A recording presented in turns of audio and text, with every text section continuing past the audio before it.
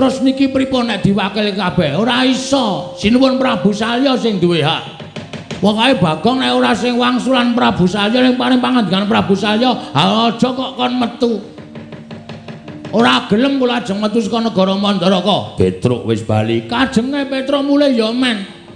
Petruk mulih ra entuk gawe ming netangis karo Nandara Nekula Sedewa. Suwanten ngersane Ndara Nekula Sedewa, "Ndara, niki kula entuk wangsulan saking Prabu Duryudana, kahanane kaya ngeten. Wong loro nika ming nangis. Satriya ora duwe bapak, ora duwe simbok, arep sambat karo kakane malah didukani. Anane ming do rangkul-rangkulan nangis. Mbangane Bagong weruh, Ndara kula do nangis. Luwung Bagong sing kudu iso nentremke atine Ndara kula." Jagat Dewa Bathara Paman, wonten dawuh pripun? Pancen cah siji niku pekok tenan. Yes, Anggris gelem omongan kok malah ngungkuli sapa-sapa. Ora usah trewet ni.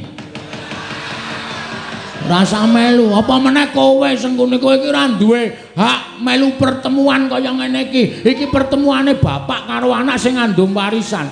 Kowe kok nyelo-nyelo, kowe iki ora ning negarane dhewe, ora ning negarane wong liya mesti mbebutek kahanan negara kowe.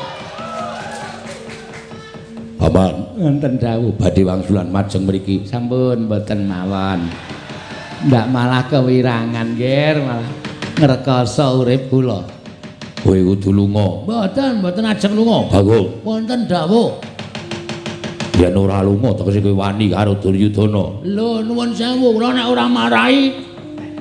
Kula nek diwarahi niku nek upama kula landhesane siji bener, niku ambok karo sapa-sapa kula ora wedi.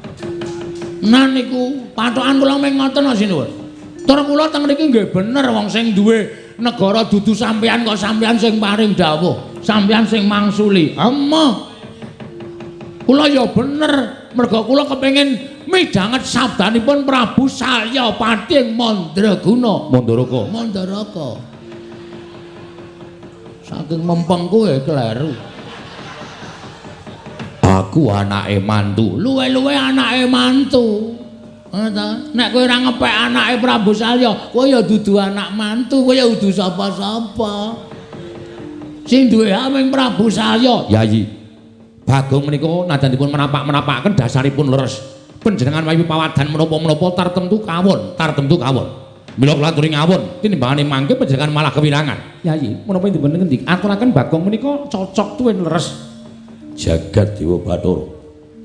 Lagi iki Duryudana kalah omongan karo kere. Mula aja sok ngina karo kere, giri lusi jalma tan kena kinira ya.